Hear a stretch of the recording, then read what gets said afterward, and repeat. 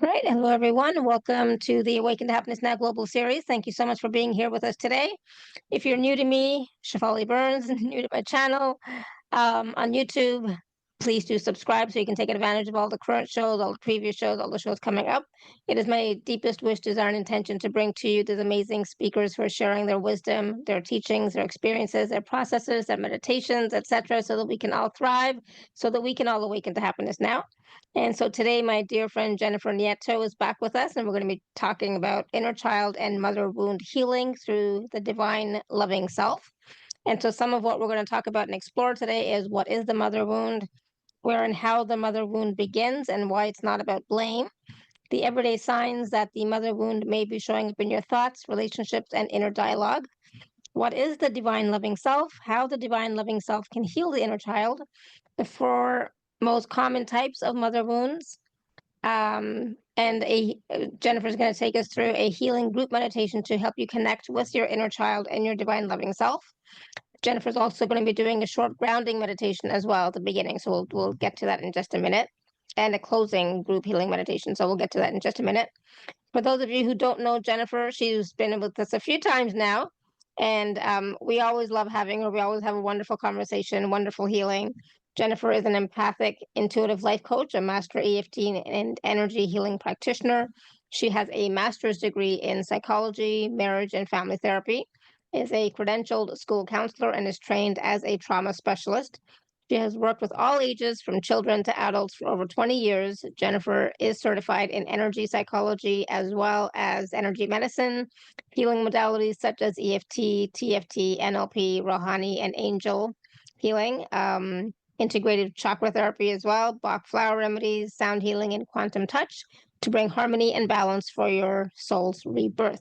So I'm excited about today's conversation. And of course, it is Earth Day. So happy Earth Day for everyone. So Jennifer, welcome back to the show. So glad you're here. Oh, thank you so much for having me on the show again. It's always so lovely to be back with you and your beautiful community. And you're right, today I'm excited to talk about today because we're going to talk about the mother wound. And to me, the mother wound is such a sacred wound that so many of us carry, very silently and deeply close to our hearts. And we can really begin to heal the mother wound when we return back to our heart, right? And when we connect with what we call the divine loving self. And so this conversation today is really going to be for those parts of you that still long to feel safe and to feel loved and to feel really seen, right? Because as children, we weren't always seen. So whether your mother was emotionally absent or unavailable or, overwhelmed or abusive, critical, however you want to describe it, but she just wasn't able to meet your needs, right, when you were a child. And I want to say it's important right away just to let you know that there was absolutely nothing wrong with you, right? That you were never unlovable, that you were never too much, that you weren't broken, because I'll hear that word a lot. They felt broken. Your mom just wasn't able to mother you in the way that your soul needed. And so, Shefali, even just to start us off, if you and your audience are willing just to kind of drop into your heart and to just think about your relationship with your own mother and just notice if you would describe it as when you were a child, was it supporting and loving and nurturing? Or did you find it difficult and hurtful? Or maybe it was non-existent, like you didn't even know your mom? Or maybe it was just neutral. It wasn't one way or the other. For those of you who are here, you can go ahead and comment and, put that in the chat and let us know. Because I know when I talk about the mother wound and, we have conversations around it, a lot of people end up noticing that emotions immediately start to come up within them, right? They can start to feel certain things with their body, whether that's happiness and joy or tension. And so for some of you, you might already be feeling that. And I have another device here so I could see the chat easier. So, yeah, someone's saying it was hurtful. And someone saying they never heard that they loved, that they love you, right? So just imagine what that would feel like. So, Shefali, I don't know with you, when you think about your relationship with your mom, I'm sure, for most of it is for most of us, it is complex, right? There'll be those Hmm. loving moments, those tender moments, and then some not so great moments, right? Oh, absolutely. And I think for me, growing up as a child, I don't think I had a really good relationship with my mom. Definitely, I think it was more like she was not present. I mean, when we moved to Canada, she was, I think, just Mm. busy, like we're trying to work, right? Yeah. And when we were in India, yeah, I don't think so.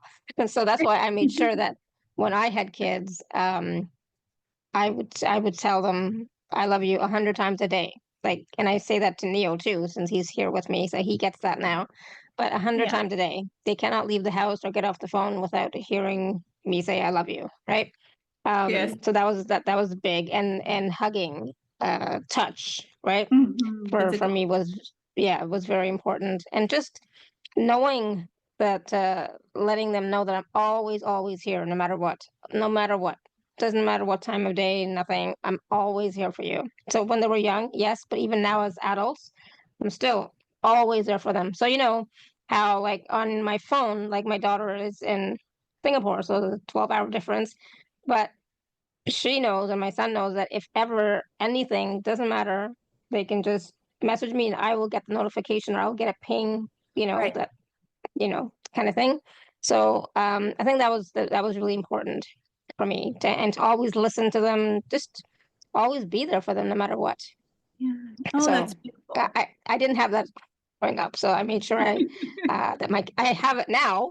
So don't get me Yeah. wrong, I have a great relationship with my mom now, and it's wonderful. I'm so lucky, I'm so blessed, I'm so grateful for all of the all like, it's she's the best mother. But when I was little, she was Right. not available, right? So And that's what we're yeah, talking about today. So we're going to talk about, yeah, the childhood part of us, right? Growing up, what it was like. And so, like I said, that can bring a flood of emotions for a lot of people. So for those of you who are here or those listening to the replay, I thought maybe we could just do a short grounding meditation just to kind of bring everybody back in before we go a little deeper. Is that okay with you?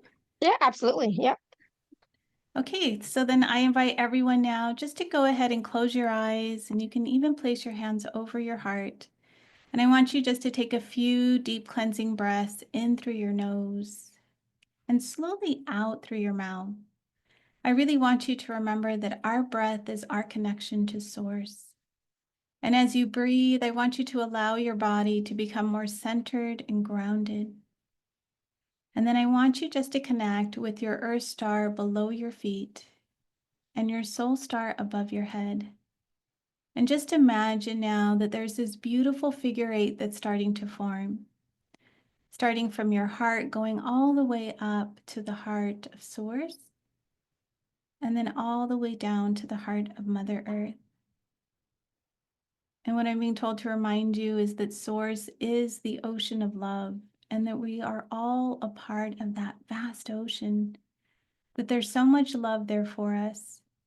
So I really want you to tune in and feel the love and the support that's already here for you from Source and from your divine spiritual team.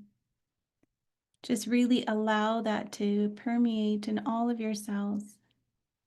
And then I want you just to imagine that there's this beautiful rainbow light that's now growing in your heart.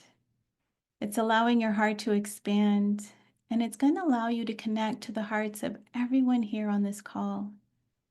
And together we're going to create this huge vortex of healing. So once again, I just want you to feel all the love and the support that's here for you, that's around you now. And then take another deep breath in through your nose and out through your mouth. And when you're ready, with no rush, you can open your eyes and come back to me.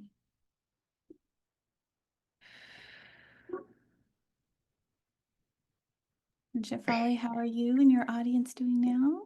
Good, much better. Yeah, Definitely more grounded, more centered, more balanced, and I think that's important when we're having this. I'm going to say heavy duty topic. it is a heavy duty topic. Yeah. And even the chats, the people are saying, they felt there was emotional disturbance, right? Yeah. And so I just want, to know that everybody who writes in the chat, that we will see it, right? I want your inner child to feel seen and heard today. And just really be compassionate with yourself, right? As we go through this. And like I said, I wanted to talk about the mother wound because in the US, Mother's Day is actually coming up. Mhm. For a lot of my clients, Mother's Day is a holiday that can be really triggering for them, especially with all the media posts. Excuse me, especially with all some clearing has to happen already with all the media posts showing loving mothers, right? So once again, you might have a relationship with your mother where you found it very fulfilling and loving and nurturing. And then there's going to be others of us where your relationship with your mother would have felt quite complex, right? So you might have many emotions that could range from grief and sadness for not having the mother that you would like as a child to even anger and pain, right? So, and like I said, you could have had an abusive mother growing up. You could have had an absent mother, right? They just weren't able to be there. Maybe they worked multiple jobs or they weren't a part of your life. They could have even have already left the earth plane, right? They could have graduated and went beyond. Or maybe your mother was extremely loving to you, but you still had some emotionally painful experiences from her. And so a lot of times I feel like with the mother wound, we don't always understand how that could influence the choices that we've made in our life, including the struggles, right? The struggles you could have had in your health, in your wealth, in your relationships, your career, your spiritual growth. But most importantly, really how you start to feel about yourself and then how you start to show yourself out into the world. And so if you've had a really difficult relationship with your mother, then you can easily start to fall into those, I'll call them dense emotions, right? Feeling the anger and the shame and the guilt that comes around this topic. And so even though we can't control or change others, including our own mothers, I feel like it's really important to develop a relationship with your divine loving self. And so that's that part of us that's really going to help us to heal our inner child from a place of love and compassion. And a lot of times that is exactly what we didn't get as children. And so by activating your divine loving self, you can begin to heal the inner child within you so that you can have meaningful relationships, first of all, with yourself and then with others. And then you'll have more confidence and more joy to really authentically be yourself, right? To have the freedom to be you. Because a lot of times we did feel restricted as children. And for me, that's why I'm really passionate about talking about inner child healing as well as connecting with the divine loving self. Because personally, that's what I needed to do in order to heal my heart and really experience unconditional love. And so it's my intention for today's Shefali that we can begin that journey of healing the inner child and the mother wound through connecting and activating the divine loving self that's really within all of us. Awesome. Sounds good. And so, with the mother wound, of course, it's going to bring up a lot of stuff for everybody. But does the mother wound just begin in this lifetime, or is it something that we have experienced in past lifetimes or even passed down from the ancestors? Yes, of course, all of it, to be honest, to give you a stable answer. Yeah. And it is because it becomes ancestral, it becomes passed down to us, and we're the ones that are going to break the cycle. Anybody that's here is going to be a game changer, right? Because you're noticing it, just like you said with your own children, right? That you now tell them you love them, you give them the physical love and affection that you wanted as a child, you're making sure that they have it. And I did that with my nephews too, and I tell them, do you know Auntie Jenny loves you? And they're like, of course you do, right? But I wanted that reaction. I wanted them to know it in every cell of their body. I never wanted them to question it. And that's Mhm. because, like you shared in the intro, like I worked with children for over 20 years. And so children would come see me and they had no idea that their parents loved them. They never felt it. They didn't receive the loves. They never heard it, right? They didn't know they mattered. And so these are things that, for some people it's ingrained, like with your children, with my nephews, and for others it's not. And so, when I talk about the mother wound, right? I really kind of just want to define it a little bit so that way people can get an idea that it really is about all the unmet needs that your inner child had, right? And that is what has created the pain, the shame, we'd say like trauma, and those energetic patterns that we were just talking about that get passed down from mothers to their children, often unconsciously, right? It really becomes that ache and that pain that we carry within our hearts when our mother, who was actually our first source of love and safety, right? A lot of people will relate your parents back to Creator, right? Because you're babies, right? We're so innocent and vulnerable. This is how we see the world, right? But they just couldn't meet our soul's emotional and physical and spiritual needs. And then that ends up leaving a soul imprint, is what we like to say, upon us. And then this is the view, right? This is our lens of how we see the world. And I did just want to point out, like, us talking about the mother wound today isn't from a place of blame or shame, right? We know that mothers did the best they could with the tools that they had, right? So we want to make sure we're approaching it from a place of love and compassion and awareness. And a lot of them, like I said, were wounded daughters themselves, and they may not have been nurtured, so they couldn't hold the space for you to be nurtured, right? Like I said, as things are being passed down, and then all these energetic patterns, when you're in your mom's womb, you were absorbing all of her energy, which is something we don't think about. She absorbed all of her mother's energy. They absorbed all of your great grandmother's energy, right? And then it just keeps trickling down. And then any lifetimes that you've brought in as well, right? So just know it's when you ask me, it's like multi-layered of what we're feeling. And a lot of times it's releasing your mother's energy and the lineage, right? So that way you can stand as the really clear channel that you're meant to be, to really feel the love, the unconditional love that's within you. And a lot of times these are just layers that end up blocking it. And unfortunately, we go through all of that stuff so that we can come back to our own heart and our own energy. And it's through these, having the awareness now of the energetic patterns in your life and how your energy and your belief systems impact you. When we look at the mother wound, you can now feel empowered to make those changes, to make those new life choices, and to really live the life that you want. And I know for a lot of people, they want to, I call it spiritually bypass the pain, right? And I noticed somebody here on the chat talked about forgiveness, right? So I would see that a lot of like, oh, I just need to forgive. Let's go from A to Z.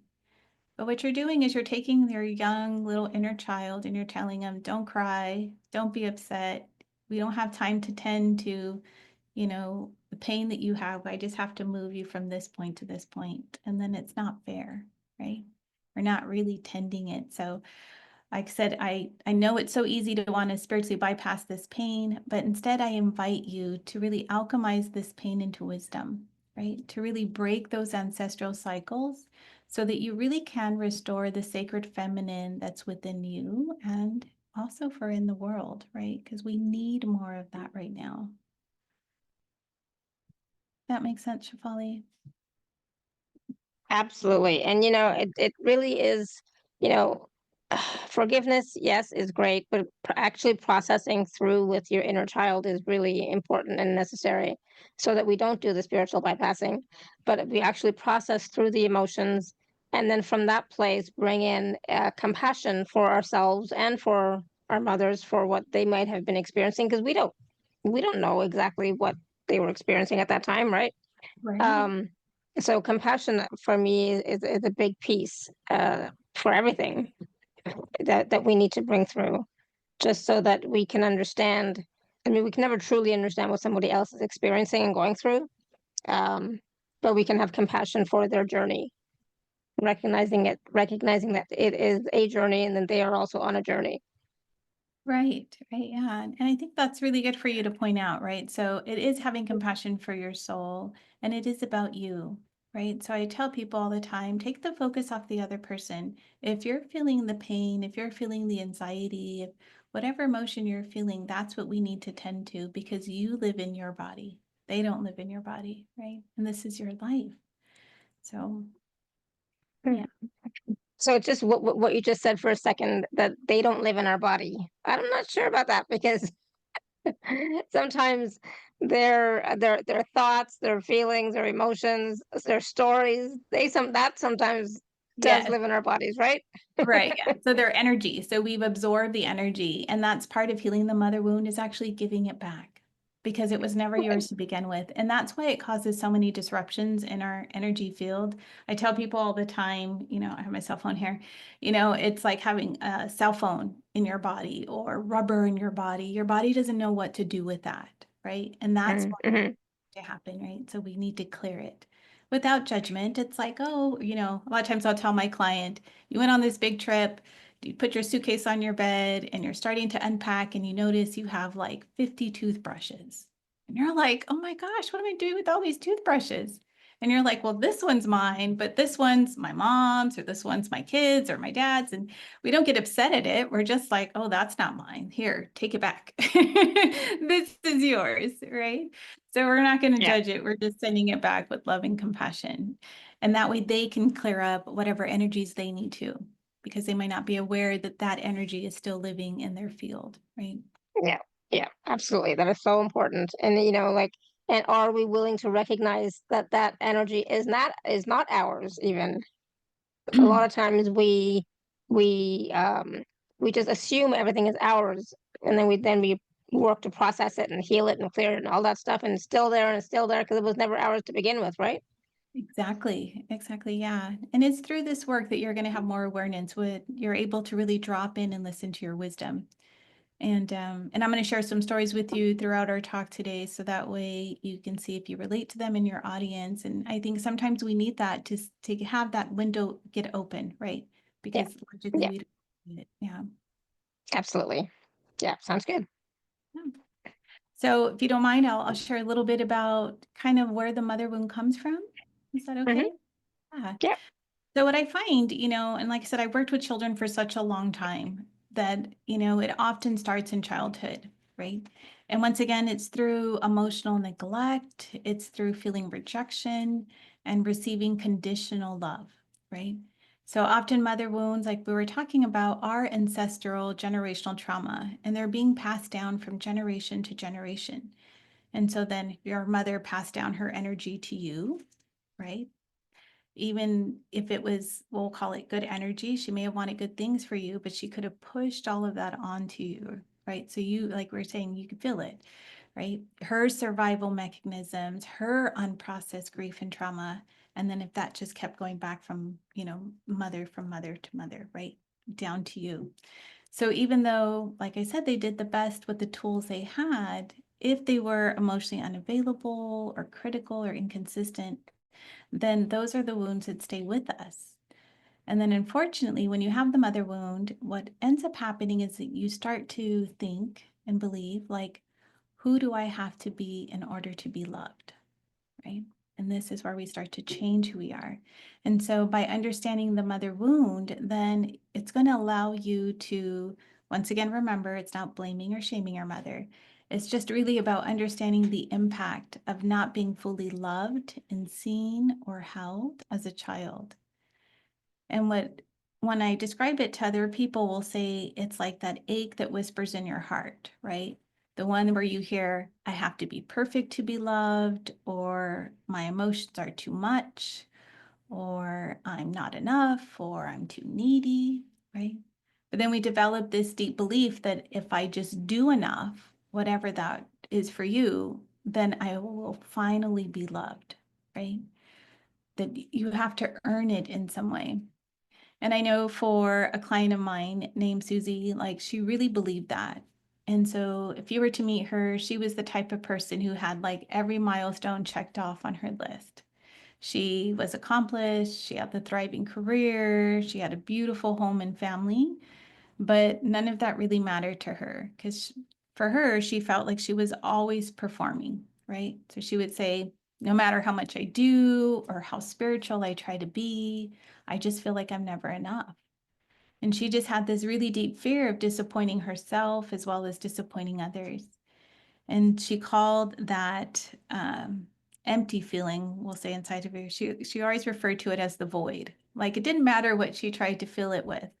She couldn't fill it with success. That still didn't do it for her. It didn't matter if she received praise, it still wasn't enough. She got multiple degrees and certificates, thinking like, I just need to have more knowledge. I just need to be better. That still didn't fill the void. And neither did her relationships, right? So she just constantly felt it. And she would say, like, I don't even know what I'm trying to prove anymore, or to whom. Like, she was just kind of like, no one's putting in this extra pressure on me, but I feel it now. And so all of that, right? When we looked at it, even though she said I had a good childhood, right? She couldn't point to any one specific thing. She actually discovered she had a mother wound around having a controlling mother. So her mom was a high achieving woman who demanded excellence all the time. So she said, like, she was always measured in her grades, in her awards, and her performances. And so I always remember she had said, Jennifer, do you remember in school the teachers used to give those little gold stars? And I was like, those little stickers she said they used to put on like a little board for them across their name when they did well. And I was like, oh yeah, I definitely remember those. So she said she chased those little gold stars like oxygen, right? She tried to become the straight A student. She tried to learn the piano really well. She wanted to be the star tennis player, right? All of that so that her mother would try and see her, but she never really felt seen, only measured. And so for her, it became really clear that she was having a mother wound when she was able to see herself as a 6-year-old at her very first recital. So she saw herself standing on stage, completely scared, right? But she said she was scanning the audience, trying to find her mom to see if her mom was smiling, because she said her mom only smiled when she won something. So in her little mind, already she started to think, if I could just be perfect, then maybe my mom would finally see me, right? So ultimately see me and love me. And so that memory is actually what broke open the emotional dam for her, right? Because she realized she was still that little girl wanting to be loved and held and, told that she did a good job. And so with compassion, she's able to do that for herself now. And so as you can see, sometimes the signs of having a mother wound may not be as apparent as we think it would be. Does that make sense?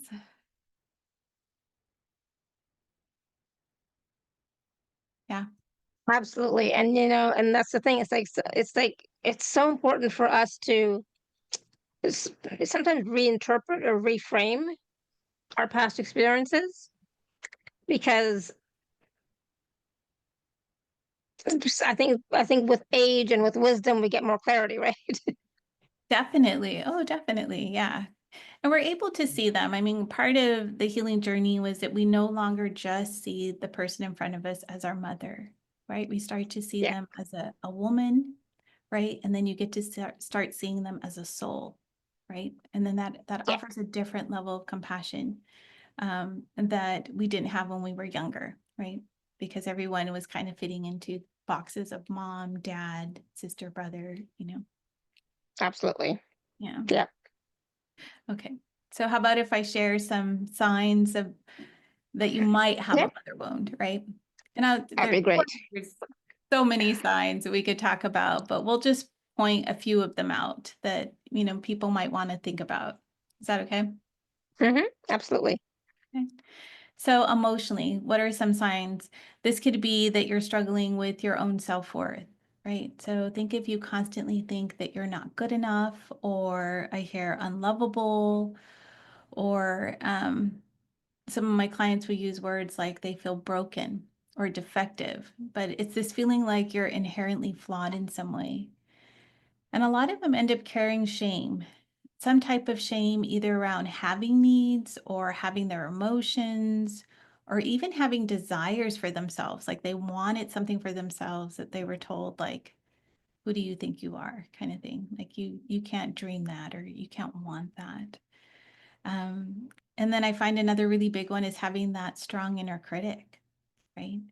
And then you end up judging yourself so harshly because once again, you're trying to reach some level of perfectionism, right? You're still trying to earn their love, just like Susie was, the person I was telling you about. And a key one that I think a lot of people don't always talk about is that you end up feeling responsible for other people's emotions, especially your mothers or your caregivers. right? Growing up, it's like you feel responsible for them.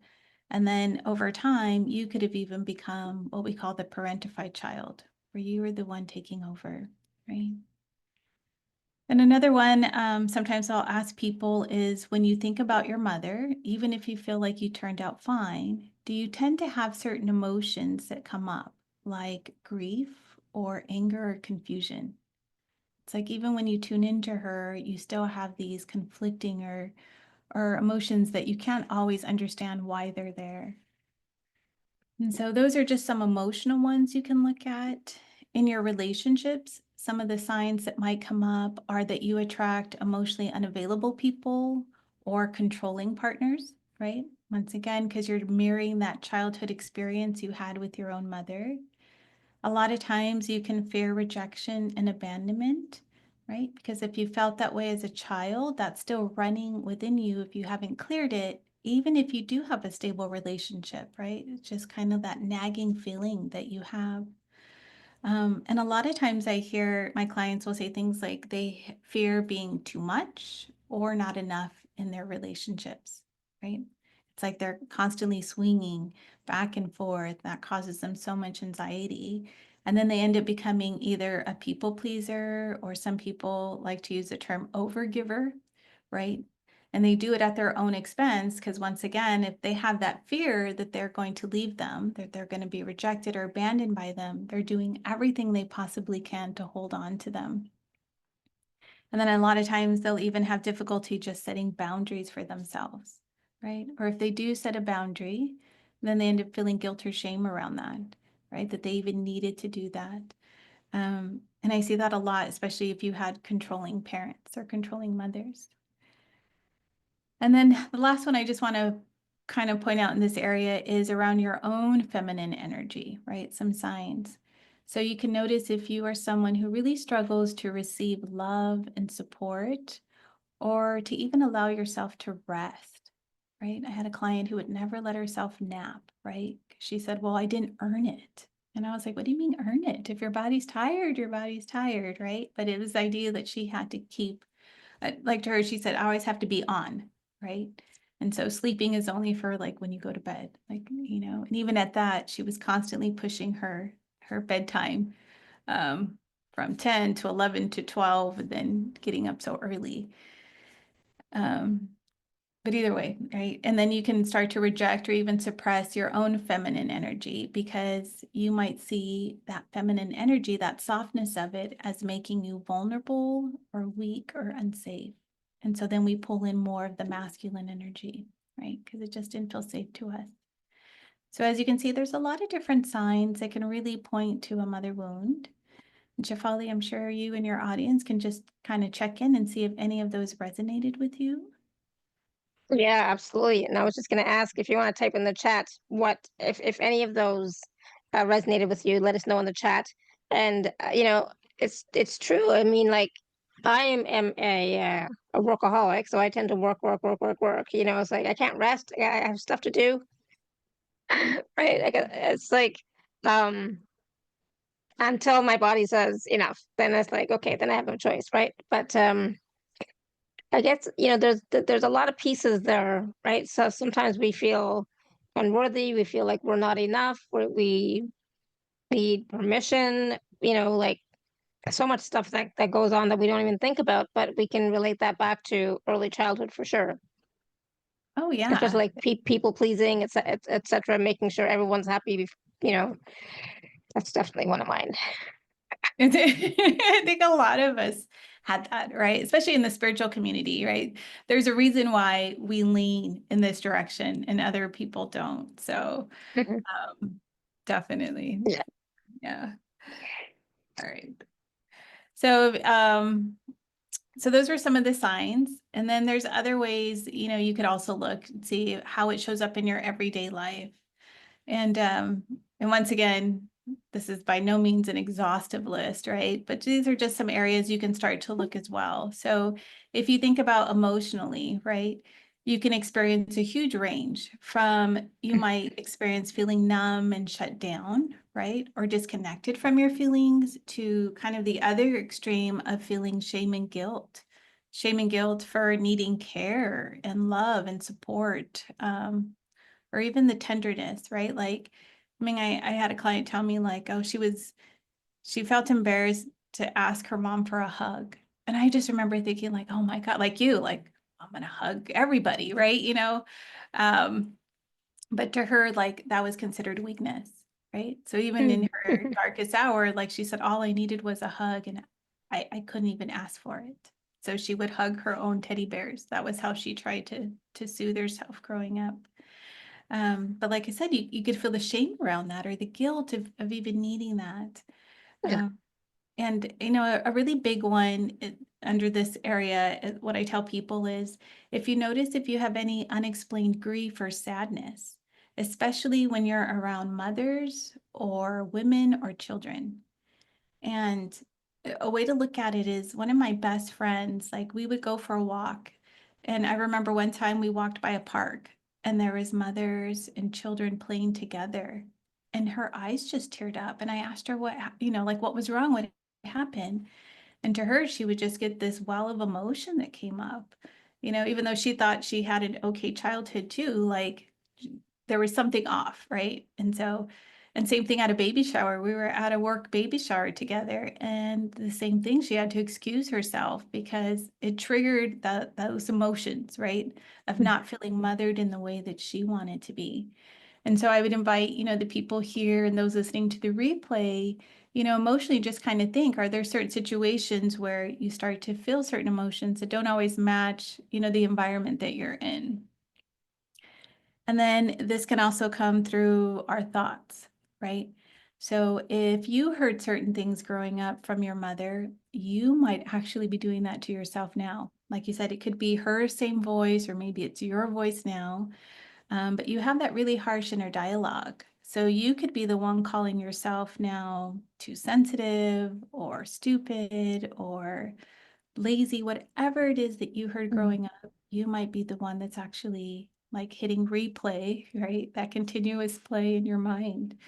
And when I say that, it's also because we end up replaying certain conversations over and over in our mind, right? You start to wonder if you upset someone or if you should have said that differently. I know I was so guilty of that. It didn't matter what the situation was, from a work situation to, did I say something right at the grocery store with the attendant, right? It's like, oh, maybe I should have said it like that. And when we do that, Yeah. I do that a lot as well. you, So okay. yeah, Yeah. you're not alone. Gosh, and when we do that, that really messes with us, and we start to not trust our own intuition, right? We Hmm. start to constantly second guess ourselves, even on the smallest decisions. Like, it could be from what you're going to eat that day, like, oh, maybe I should eat this apple, or no, maybe I shouldn't, to should I buy this shampoo or this lotion? It's like all of a sudden, it's like we can start to really second guess, like I said, even the smallest decisions in our life. And then for our relationships, this would be another area you could look at. And I know I've mentioned it already, but you tend to attract those emotionally unavailable people, or you can find yourself struggling to be vulnerable or letting people in, even though you actually do crave deep connections with others. Um, and a lot of times you want to avoid conflict at all cost. And just know that that's a survival mechanism from childhood. So have compassion for yourself, because you end up making other people's happiness a priority. And then you end up feeling like you're walking on eggshells in relationships, right? Because you're trying to reduce your own anxiety, but they're actually increasing your anxiety when. That's definitely me for sure. My God, so much. Yeah. Yeah, and I was there too. So, being the sensitive person I am, being very empathic, like, yeah, that was happening a lot. And I truly did feel responsible for other people's emotions and experiences Hmm. as a child. Like, I had that mantra, I should have known better, or I should have done better, even if I was a child. So I feel like so many of us can relate to that. And then that spills over into our work life, right? In our work life, you could start to seek external validation because you fear being seen as incompetent, right? So once again, like Mhm. at home, you were trying to prove your worth. So now at work, you're trying to prove yourself, especially around authority figures. You know, I have a friend who went into a board meeting, and so it's her business in a way, and she's doing the proposal, but yet she was defaulting to the people in the room, right? And she realized like she was assigning them a role, like that person's kind of like my dad, and that one's kind of like my mom, and you know, and it was just the financial advisor who was telling her, well, it's your money. What do you want to do with it? So you'll notice that we start to do that. And when that happens, then we end up overworking or over delivering because once again, we're trying to prove our worth and we're tying our worth to our own productivity. And a lot of times, even if we did receive praise, right, it could feel really uncomfortable because there's a part of us, that child part of us, that feels like we haven't earned it enough, right? We're still looking for that little gold star. And even if we got one, we're looking for the second one or the third one. Right. So as you can see, Shefali, the mother wound can show up in so many ways in our everyday life. And, you know, the whole point of even discussing this once again was we want to bring the mother wound into light so that way we can stop repeating those same patterns, those same emotions from being passed down to future generations, right? And so I want everyone to know you can heal the mother wound because the truth is the mother you always longed for lives within you. And that's why we want to connect with the divine loving self, right? To really be the one who's going to hold us and nourish us and to help you heal your own heart. Absolutely. And there's some, I don't want to say wonderful comments in the chat, but there's some comments in the chat from people who this is resonating with for sure. And just last week, I had a conversation with my son, and I was saying, I said, I'm so lucky. I have the best kids. I mean, like him and my daughter's like, oh, I'm so lucky. I have the best kids. And he goes, and he said something, I don't know what, and he said, Mom, you're a great mom. Like you have such a good heart, and that's why we're so good, right? You know, I just like fluff that off. Like it's like yeah, yeah, whatever, you know. But and I always say I'm so lucky that I have such great kids. But it's like, so I'm not taking ownership or recognizing my contribution Right. in to raising them and how wonderful they are. You know, so that's still a part of my mother wound. You know that Exactly. Yeah. We end yeah. up dismissing it, right? We dismiss it like, Yeah, oh, yeah. But the yeah. truth is, I am quite grateful. I'm grateful. I'm gonna start saying grateful instead of lucky. I'm so grateful I have such wonderful kids. exactly. You And know, that so really is, but and it was something, you know, I had a hand to play. Their dad definitely did not have that much of a hand to play, but the grandparents, yes, and you know, my mom and the grandparents on their father's side. So yes, you know, so like it's not just me, but it's the whole family as well, you know, who right. it takes a village to raise a child, right? Exactly. It really does. And they are reflections of you. So you really did lay that foundation. Like I mentioned earlier, our mothers are our first sense or our first source of love and safety. And so you really provided that foundation for them and you allowed them the space to grow, right? And to Yes, yeah, expand without yeah. fear and judgment, right? You know, they But I'm sure I still messed them up a little bit. Oh, you're so- well, we all have things, right? Even with the best intentions, you Yeah. know. It's so funny you say that because the vision I got was I remember my nephew being little and I don't know what it is with little kids, but they always want to walk on walls. Like I live by the Yes. beach, so right. And so I Yeah. remember him being little and he wanted to walk a little higher, and I kind of have my hands like this, and he's like, Auntie Jenny, put your hands down. I'm not afraid of heights. But I was thinking, well, I'm afraid of heights for you. Your tiny little body could, you know, fall down. So, you know, like I said, even with the best intentions, and, you know, as we get Yeah. older, I had students who wanted to, let's say, buy their first home. And I remember being hesitant of like, well, are you sure? You know, I bought a home. I know it's all these things. And then I'm thinking, oh, I'm putting my stuff onto them. I need to just Hmm. let them tell me, where are you at? what's the property you're looking at? How much money have you saved? You know, what are you doing? What do you feel is right for you? But I think unconsciously we can do that. So just know it can happen. I guess And is my and point. thankfully, I was never a helicopter mom. So, I let them go wherever they wanted, like as high as they want, whatever. But because I would do the same thing, so like my husband would like say to me all the time, because I would walk on places where I shouldn't, but it's like, yes, let me just see what it's like. And he's like, you might fall, you might get hurt, you might. It's like, I'm fine. I'm an adult, my God. It's like I know what I'm doing, right? So even with the kids, I would let them have their experiences. Nothing drastic and dangerous or anything, but you know, I was always there to pick them up if they did fall, right? And then okay, let's get back up. Let's do this again. Let's keep going, right? And I think that's what's important instead of letting them be their own person.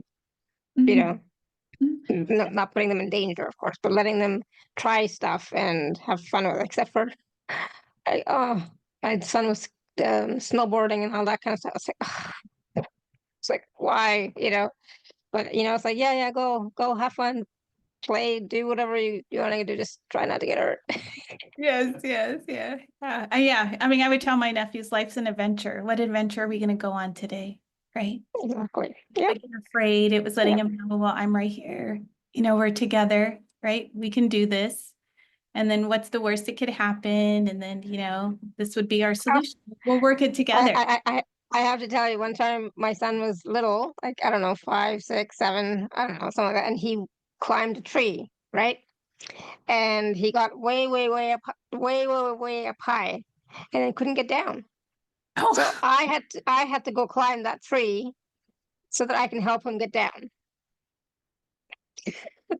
It's like I'm not afraid of heights, but it's like I'm not a tree climber. But it's like, all right, I gotta do what it's like I gotta go get him. He's he's right. he's, he's stuck up there. So adventure, oh my God, for sure. Yeah, yeah. But at least I have a story to tell about it now. Exactly, exactly. And he's going to remember that, right? When he was most vulnerable, you came. You Yeah, came. yeah, Yeah. yeah. Yeah. I'm gonna have to remind him of that story so that when he was little.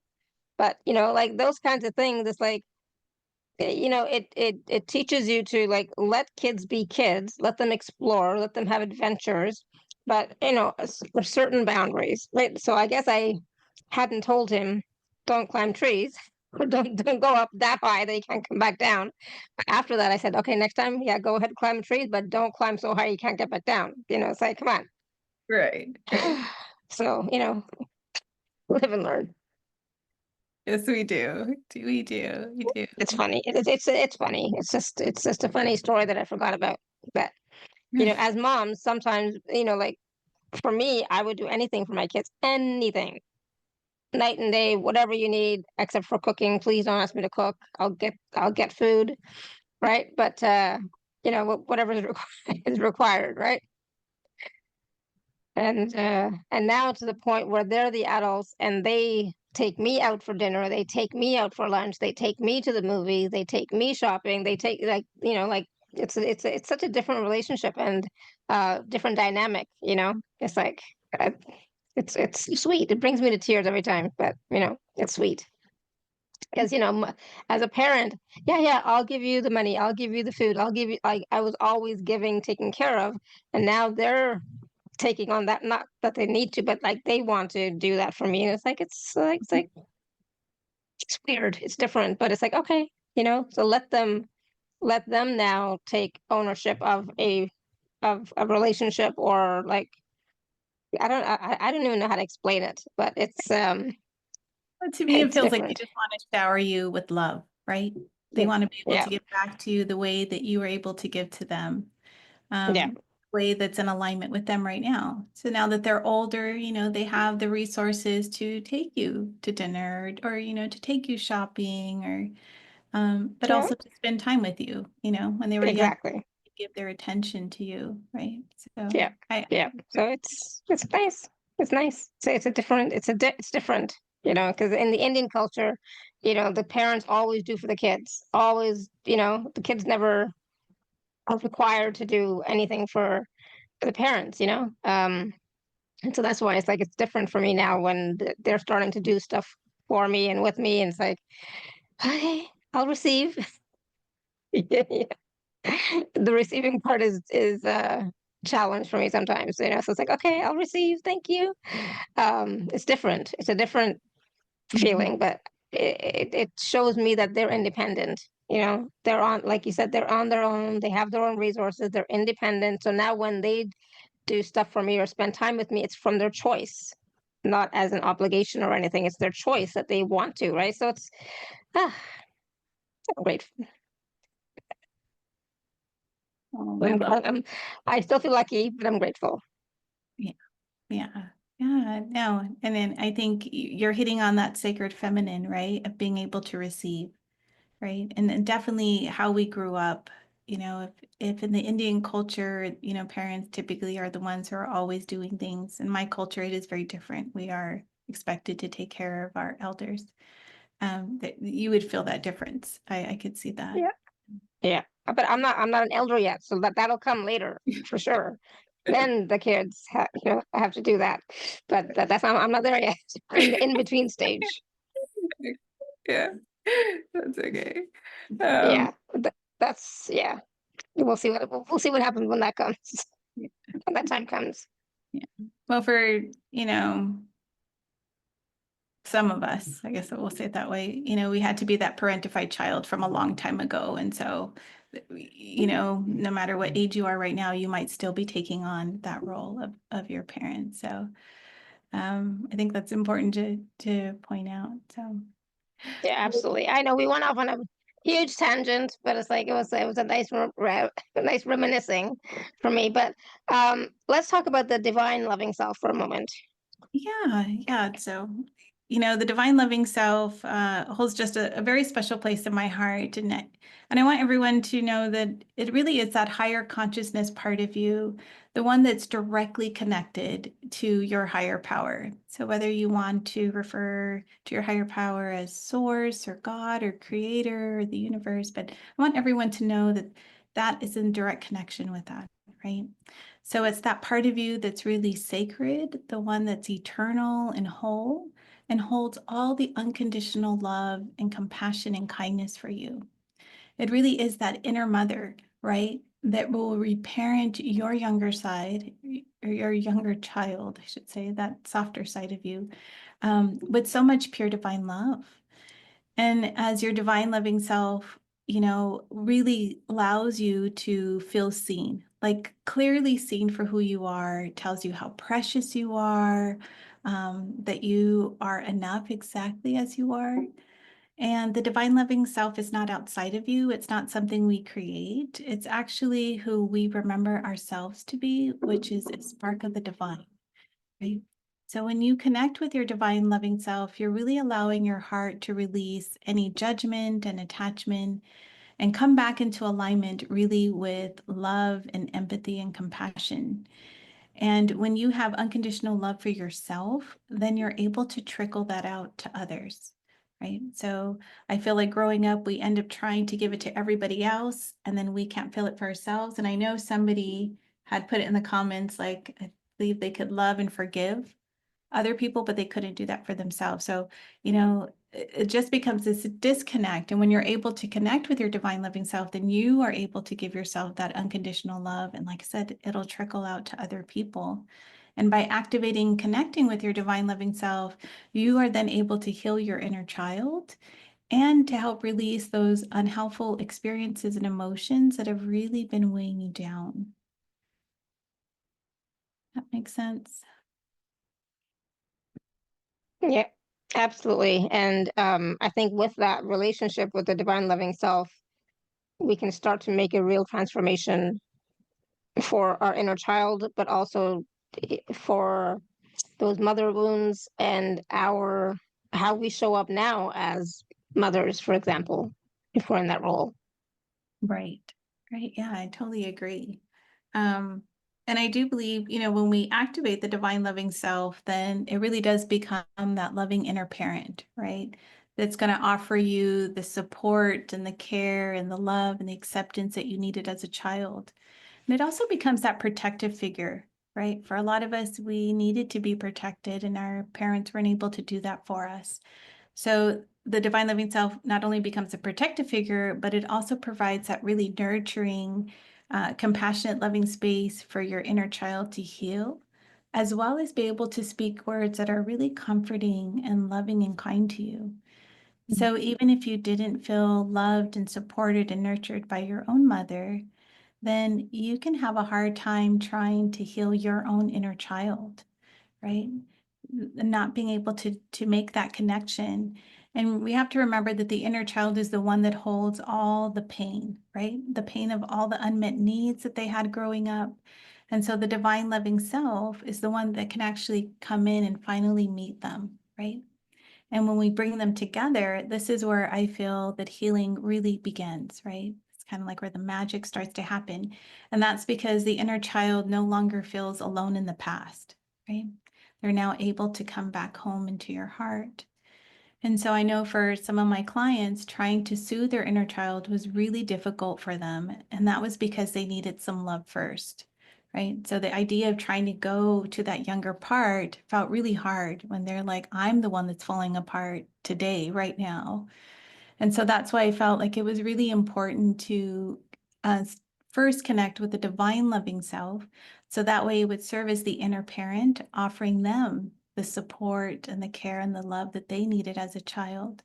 And so I would have my clients tap into that really deep, most authentic part of themselves, that part that's inherently loving, right? And compassionate and connected to that higher sense of unity and purpose. And then once they did that, then they were able to really nurture their own inner child. Yeah, that's so important, so key. And so I know we're going to do a process in a little bit to connect with our inner child and our divine loving self, right? Right. But before we do that, do you want to just take a moment and talk about the packages? Sure, we can do that. Okay, I'm going to share my screen. One second. So it's the right one. Yeah. So Jennifer has 3 packages to share with us today, and package A is a mother wound workshop. So you want to talk a little bit about what that is going to be like and when? Yeah, so the Mother Wound Workshop is going to be on May 8th. It'll be over Zoom at 12 p.m. Pacific time, 3 p.m. Eastern time. And basically, it's an interactive workshop. So we're going to go through some journaling. And these workshops are always divinely guided, but I do use tapping because I do a lot of trauma work. I want to calm down the nervous system. So we do some tapping, we do a guided energy process, whatever wants to come through that day. A lot of times with inner child work, we do involve like the angels and the unicorns, but really anything can happen at that point. And like I said, you'll be prompted with some questions once again, because I want you to be able to tune into your own heart and really be guided with what we're going to work on. So I know I wrote in there, like, the workshop is really for you if, you're someone who feels like you've done a lot of work, but you still feel stuck, right, with your emotional patterns. Definitely if you're still feeling like you're not enough. But also if you want to make sure that you're healing those generational patterns and really breaking them, right? So that way you can come back home to your heart. Awesome. So that again is May 8th, and it also includes a bonus emotional triggers workshop recording. Mhm. And that's package A. And then package B is a 60-minute personal healing session with you, right? So Yeah. what can people expect in the 60-minute session with you?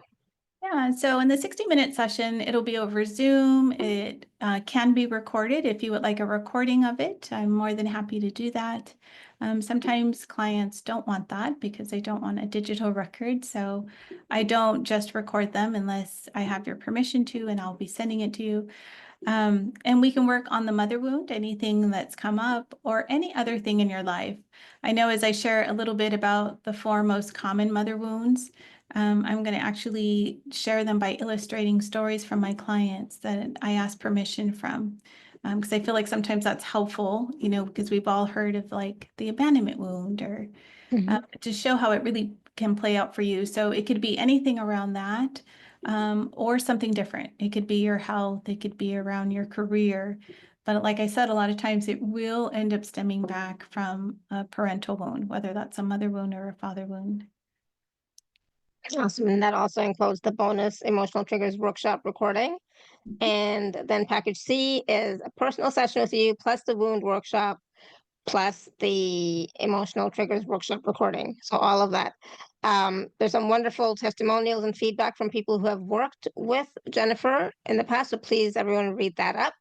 And there's a fuller bio here as well. So again, there is a payment plan available. Payment plan available for packages B and C. And of course, if you're an Inner Circle member, please do use your gift code as well. And so again, the Mother Wound Workshop is May 8th, but the 60-minute session with you, that could be anytime, right? Correct. Yeah, they'll receive a calendar link. And so then you'll be able to book your session at the most appropriate time for you. I do tell clients, make sure you buffer some extra time.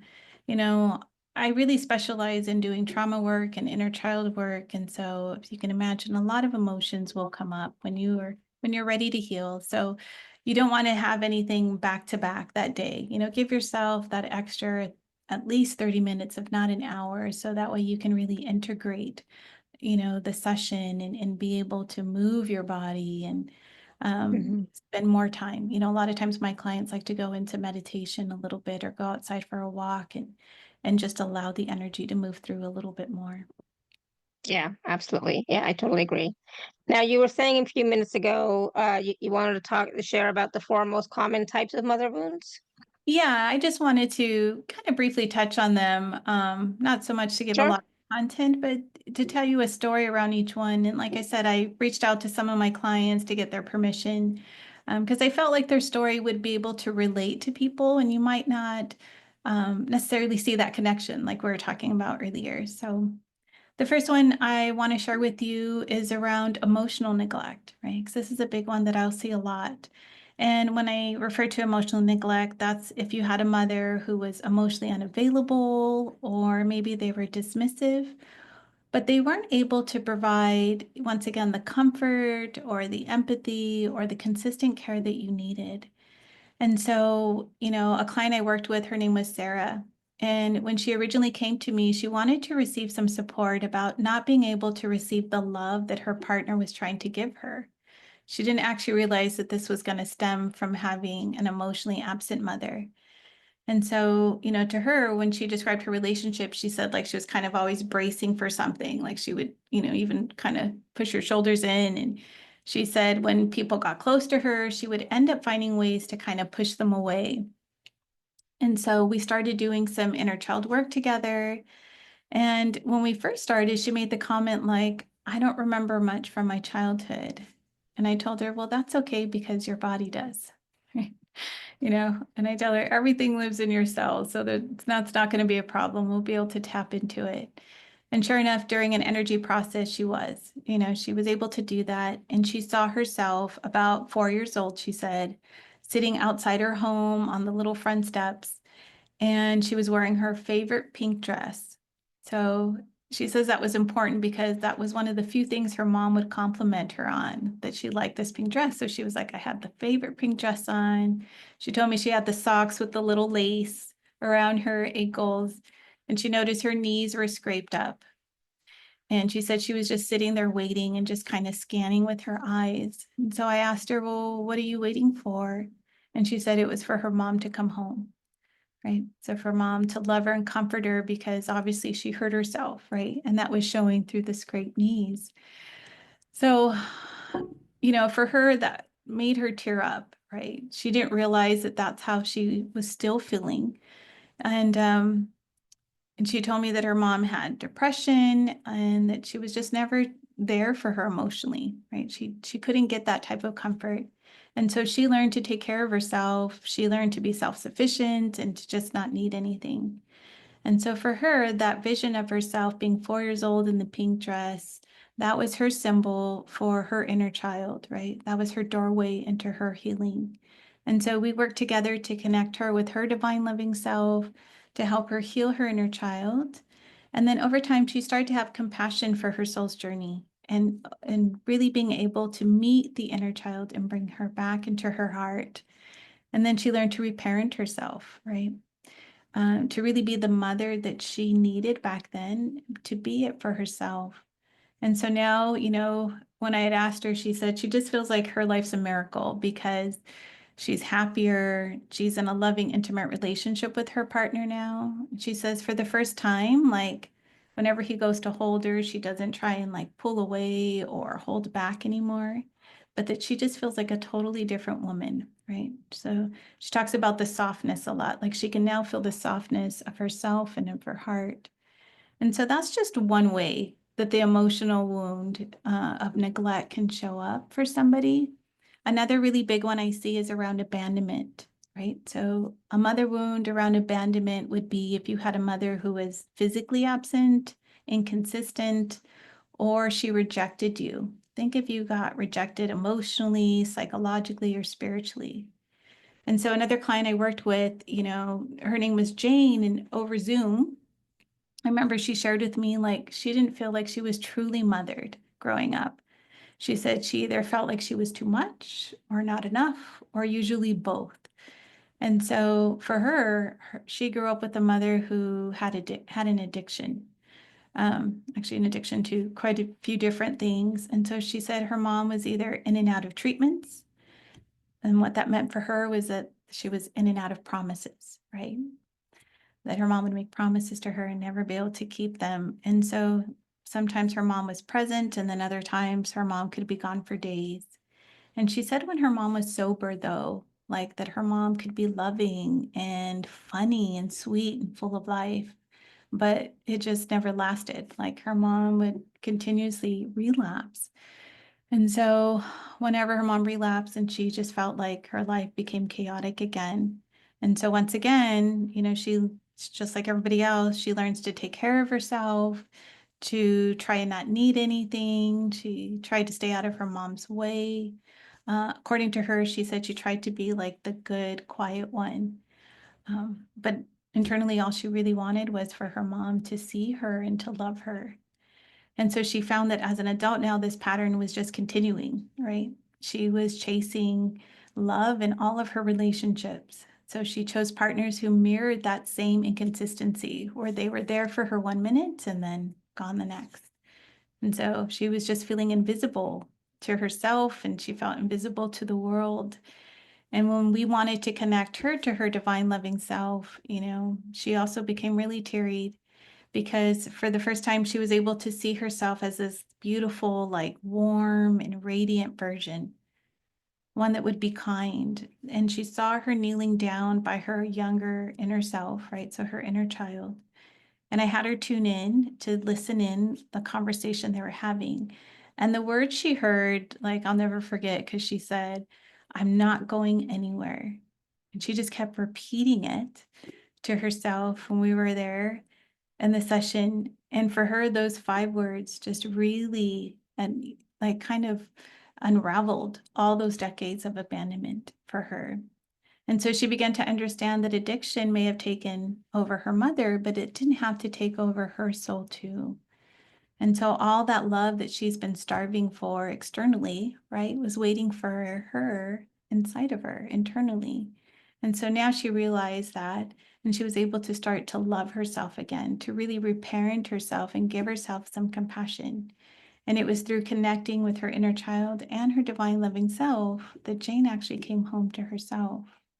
So once again, this is just another example of how a mother wound can impact you. And another one that I can share would be around rejection, right? Rejection of the child, what we'll call their true self or their authentic self. So this could look like if you had a mother who was unsupportive, or maybe she was just really critical of you, of your personality or your identity or your interest. And because of that, then you try to hide, right? Or suppress who you are to gain their approval. And so a woman I worked with, her name was Tracy. she was experiencing a lot of things around her health. So I know we say that disclaimer of, I'm not a doctor. I'm not here to claim that we can heal you or anything like that. But Tracy really did heal. And so I'll share her story with you. So according to her, you know, her body was whispering to her for many, many years, and she just didn't want to listen to it, basically, until it got really loud. So she said at first it was really subtle, like she had fatigue that wouldn't go away, she had brain fog, she had some inflammation and hormonal imbalances. And then it got a little bit more serious, right? So she was getting an autoimmune diagnosis, and it just kept going. And so she just said she just had this overall feeling of heaviness that wouldn't go away. So even though her doctors were giving her protocols, she said nothing seemed to work.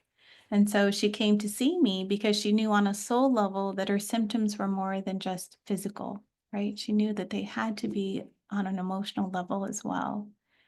And she just kept telling me, I remember in her intake, that her body turned against her. And she kept asking why. Why is this happening? What did I do wrong?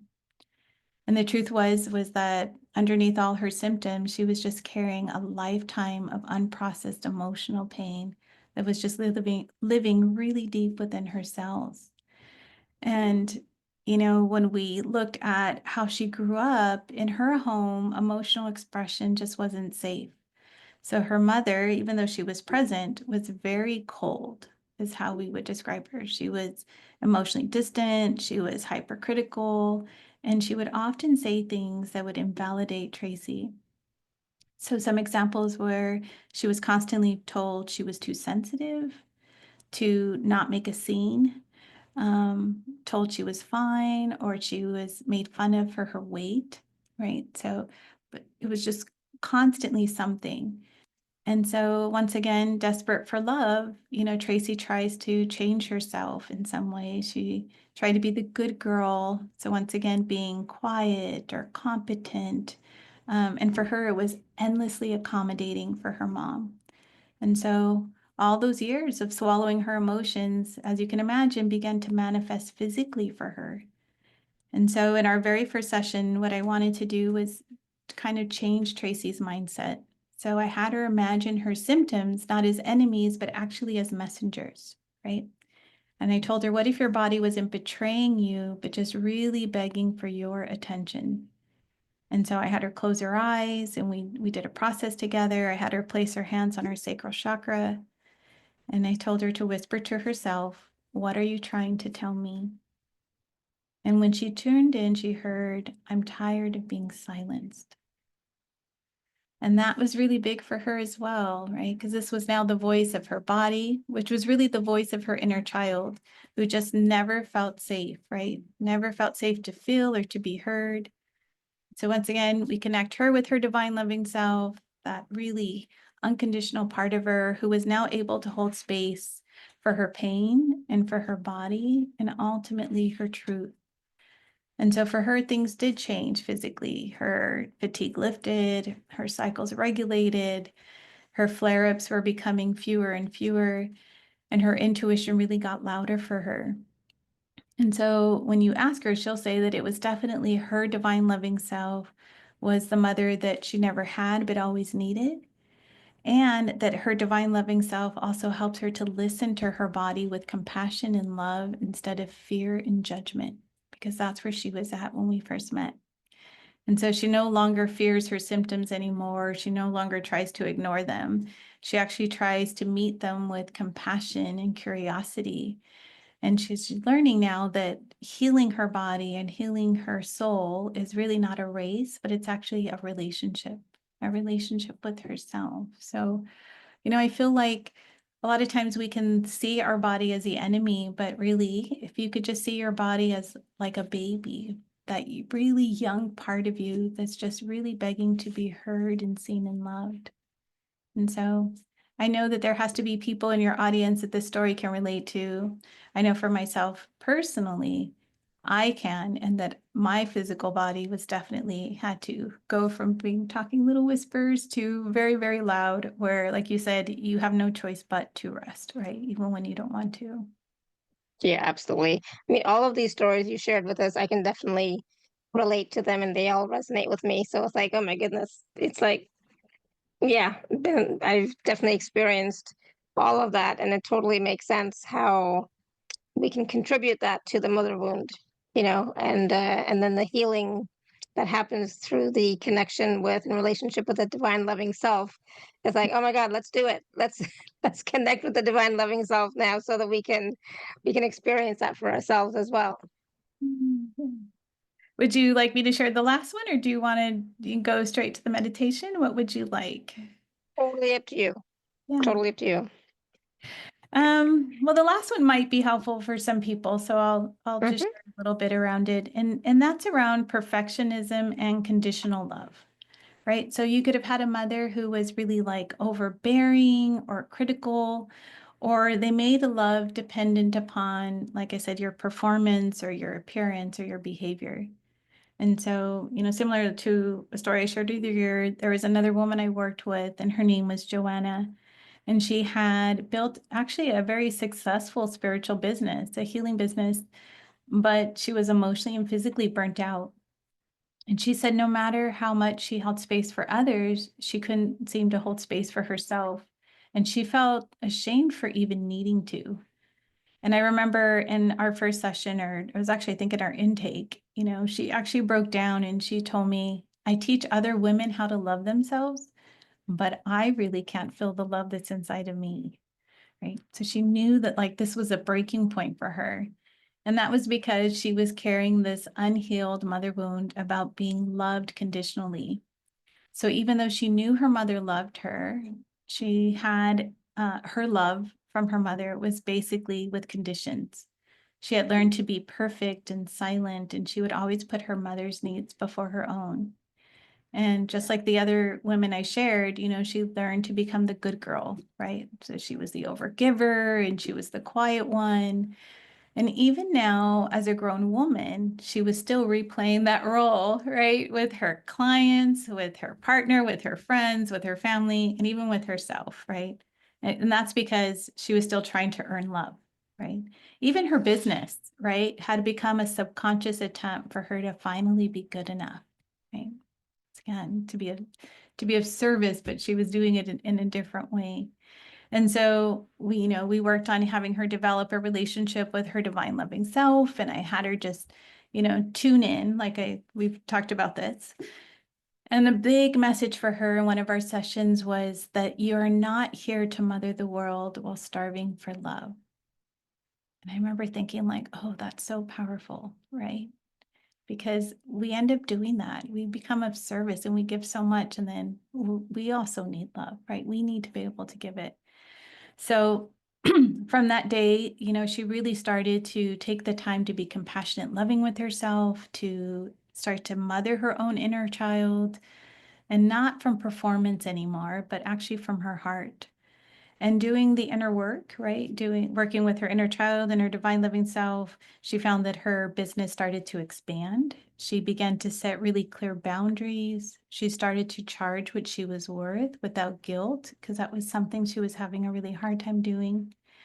And she was so burnt out because she felt like she was obligated to offer so many things or to work so many hours or to create offers, but it was always out of obligation instead of joy. So she was noticing now that she was doing it out of joy.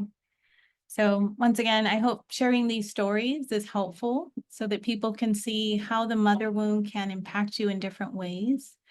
Um, yeah, Shefali, and I don't know if you wanted to make any other comment before we go into the meditation. Yeah, just that those were such powerful stories, and I think they are all something that we can definitely relate to and resonate with. I mean, like I said, I even that fourth story, even that one, I can definitely relate to and resonate with. So it's like, okay, I can see myself in that person too. So it's like, yep, I've still got some work to do, some healing to do. So for sure, I think we all do to some degree.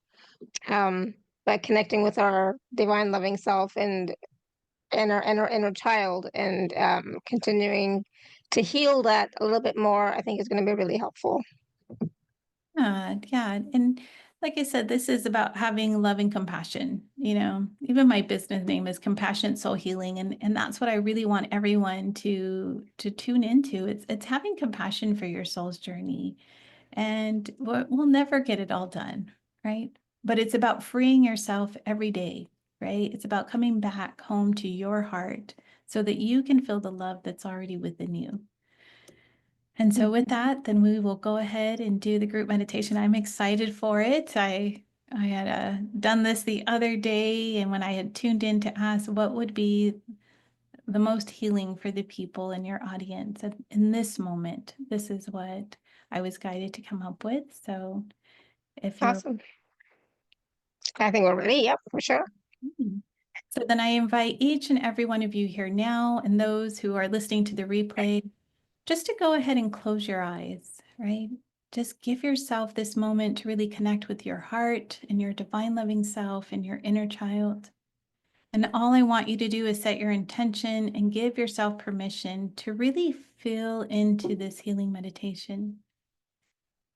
And I invite you now to take a really deep cleansing breath in through your nose and out through your mouth. And as your body relaxes with each exhale, I want you to imagine now that there's this beautiful column of platinum white light. It's coming from up above you, coming all the way down around you. And I just want you to imagine, sense, or feel that you're now being surrounded by this beautiful column of light. And I want you to feel yourself being lifted up into the column of light. And as you move up the light, you're starting to feel lighter and freer. And you're going to notice that you start to move faster and faster as you get higher and lighter and freer. And you're going to notice now as you move up the column of light that you're going to enter into the color red. And it's a beautiful bright red. And it represents the red of safety, of security, of connection to your soul tribe and connection to Mother Earth. And I want you to feel that beautiful red energy now into every cell of your body. Really allow it to fill up your aura and your torus field. And you're going to notice as you do this that you're going to start to catapult up even higher, allowing yourself to go faster and lighter and freer. And as you do this, you're going to start to enter into the beautiful color of orange. Imagine it like a beautiful sunset. And you're starting to feel your emotional body get energized. You're going to feel the child within you get activated with all of their excitement, with all of their joy and their playful energy that's just starting to burst out, bringing in more fun. And with more peace to be who you truly are, to be your authentic self, really coming back to the joy that's already within you. And as you bathe in the beautiful orange energy, it helps you to remind you who you are, activating your sacredness, your preciousness. And you'll start to notice now that you're going to go up even faster, up through the beautiful orange energy into the column of light. And you're now going to go up feeling higher, feeling freer and lighter as you're moving through the colors. And you're going to move right up into the color yellow. And just feel yourself in that beautiful color of yellow, the brightness of the great central sun, bringing in the energy of personal power, of confidence, and of truth. And once again, you're going to go up into that beautiful column of light, moving faster, feeling freer and lighter. And you're going to move into the pink color of your own heart now. It's very warm. It's a nourishing pink that almost turns into magenta. And it has the softness of a rose. Just notice what color of pink it is for you. And the Rahanni angels are here to greet you as we stop in your heart. And as the door opens to your heart, Archangel Raphael and Archaea Virtue are here. And they have a beautiful cosmic green and pink emerald that they place in your heart to activate healing on all 33 chambers of your heart chakra. And you're going to start to see the emerald green and the pink merge together. These are your beautiful heart chakra colors. And I want you to notice, however it shows up to you in this moment, it's perfect just for you. And here in this beautiful space, we're going to enter into the most magnificent garden you've ever seen. Your personal unicorn greets you and walks with you in this beautiful garden of your heart. And as you look around, you get to see all the beauty that you've created. You notice the flowers and the trees, the animals and the butterflies and the birds. Everything that you love about nature is surrounding you now to greet you and to honor you. And a beautiful pathway of rainbow light becomes illuminated for you. And you feel yourself walking down this pathway. And as you walk down with your unicorn, you're going to notice that there's a beautiful body of water. The sun is shining right on it, and it almost looks like the sun rays dance upon the light of the water. It's so beautiful, and everything is sparkling. And you notice there's a lovely bench for you to sit on. And as you sit on the bench, you notice that in the distance, you can start to see something in the garden. You'll notice now that there's this beautiful being of light, and it looks so magnificent. And they show up looking like an angel, or they can show up looking like a beautiful light being. Just notice how they appear to you, knowing that it's unique just for you. But I want you to know on a heart-to-heart level that this is your divine loving self. And your divine loving self is now coming towards you across the water. They float on the water ever so softly, coming to you with so much love and so much grace. And they stand in front of you now, and you receive their beautiful energy. And your loving self looks deeply into your eyes, and you feel their love, their compassion, their peace in your body now. I want you to feel it all, especially all the kindness and the joy and the serenity and the love that they're transmitting to you. And you're going to notice they have a beautiful gift and a message for you. They're going to place the gift in your hand. And as you look down at the gift, I want you to ask your loving self, how can I use this gift today? And then I want you to take a deep breath in and receive the gift with love and joy in your heart. Thank them for giving you the gift, allowing them to transmit the message telepathically straight into your heart.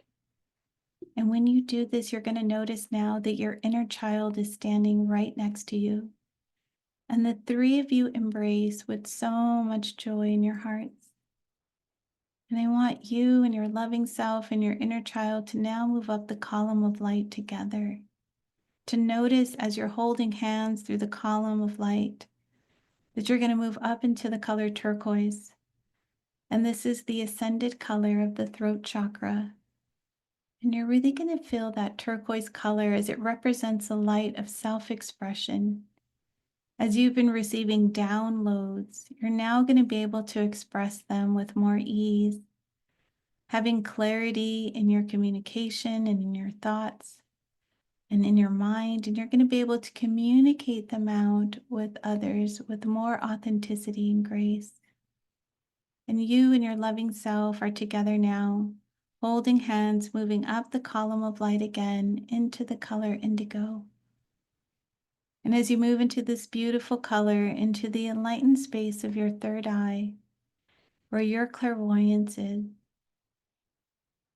Archaea Victory and Archaea Radiant come in and place a diamond in your third eye, allowing it to illuminate your thoughts, allowing you to see clearer. And your divine loving self is now telling you it's time to go up into the color purple. And the three of you are now moving up that beautiful column of light, moving faster, feeling lighter and freer. And as you move into the beautiful purple light, this is the light of spiritual healing. This is the light that's going to remind you that you are a sovereign being, that you are worthy simply because you exist.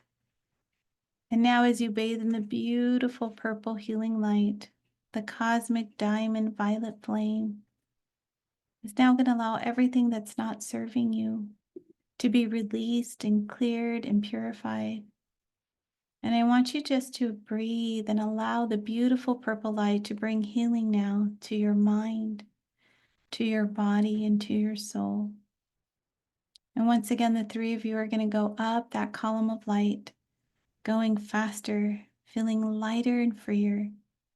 As you see this beautiful bright light above you, you're going to go all the way through your soul star, up into the heart of Source, where you receive a heart healing filled with magenta and gold energy, infusing you with more unconditional love and compassion and kindness, especially kindness to yourself. And I want you just to take a deep breath and just allow this healing to permeate on all levels of your being.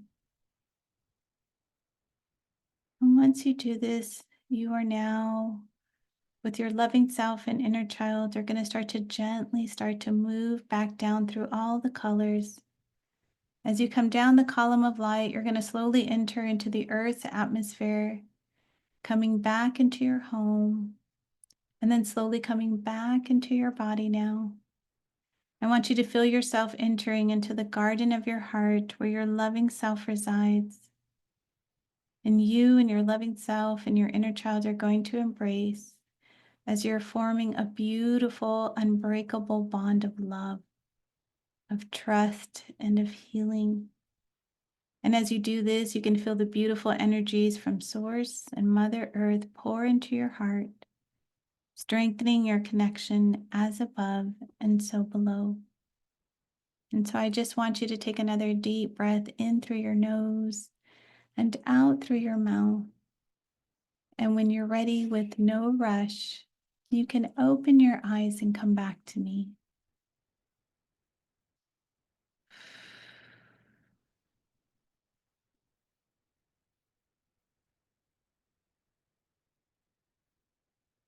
And if anybody's willing to share your experience, feel free to. How was that? That was powerful. Oh my goodness. I could have stayed sleeping or like being in that state for longer. Yeah. So I was lying down, I definitely would have been out like a light. That was so powerful. Oh my goodness. Yeah, I That's had to keep getting comfortable in my seat. It was powerful. Thank you. I loved it. How are you all doing? You definitely want to ground. You definitely want to drink some water because that was quite, yeah, powerful is the only way I can describe it. It was gentle but powerful at the same time. yes, yes. If And that that's what makes you sense. want with your inner child. You want it to be gentle, but powerful and fun, right? So going through all the colors, right? That Yeah. to me, it was such a joyful experience, but also very healing. So Yeah, I hope I everybody loved it. enjoyed that. Yeah, people are saying thank you. You're so welcome. You're so welcome. I was trying to think of yeah, so I had received a gift at some point. We got a gift, right? Mhm. Yeah, Yes. so I know I for me it was I got a uh rose quartz crystal. So and that was for to have more self-love and compassion for myself. So that was Beautiful. yes, that was nice. Yeah, Oh, that was great. Thank you. you're It so just welcome. yeah, it just showed me how much more healing is required for myself. Um, also, just a little bit more compassion and grace Mm. um, for me and for others. It goes a long way. So, yeah, thank you. It's beautiful. Ariana says, I can't talk now, but it was That's okay. I'll just leave you with some final comments then, so that way everyone can stay in that beautiful energy. I really just awesome. want everyone to, take away from this conversation is to remember that you are the love that's going to heal the wound within you. right? We always say you are your own inner healer, and you are the divine living self, and that you are never broken, you are never too much, and you are never not enough. Once again, it was just that your inner child wasn't seen or heard or loved in the way that your soul needed, right? So without judgment, it's just what you needed, you didn't get it. And all that love that you've been searching for, right? For years or even lifetimes, like we were talking earlier, has always been inside of you, just quietly waiting to be remembered. And so once again, your divine living self isn't some like ideal that you need to reach, and it's not outside of you, right? It truly is the truth of who you are. And it's the mother that you've always longed for. It's the safety you needed. And so as you walk this path of healing, right, that we're all on, all of us are, right? Just know you're not alone. And this journey isn't about becoming somebody new, but it's actually just about you coming back home to your own heart, right? Knowing that you are divinely loved and whole and complete. And so, as always, I just like to say thank you for spending your time and energy with me. I would be honored to be your guide on healing the mother wound, whether that's through a workshop or a one-to-one session. And as always, I'm sending you love from my heart to yours. Thank you, Jennifer. That was beautiful. Beautiful words of wisdom as well. Beautiful call.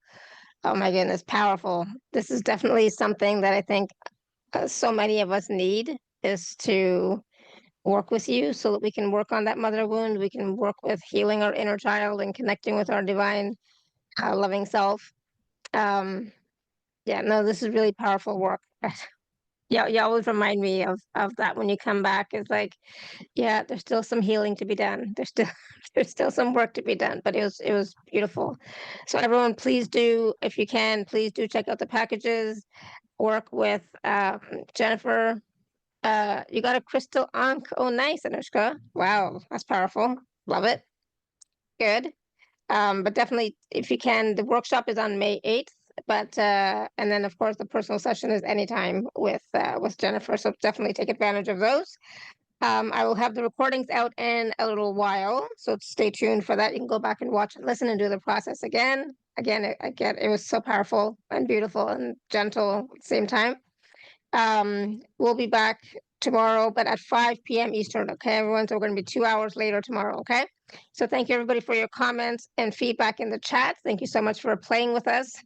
Again, this is always a heavy-duty topic, but, it takes some, Jennifer is so gentle with the explanations and sharings, and, when she shared those stories, especially, it's like, yeah, I can definitely see myself in all of those 4 different stories. So I definitely could use a little bit more healing.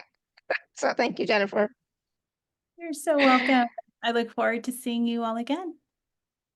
Absolutely. So we'll be back again tomorrow, 5 p.m. Eastern. Okay, so 2 hours later. So I'll see you then. So until next time, everyone, may you continue to be blessed with an abundance of joy, peace, love, happiness, prosperity, and radiant health. Sending you all so much love and blessings. Bye for now.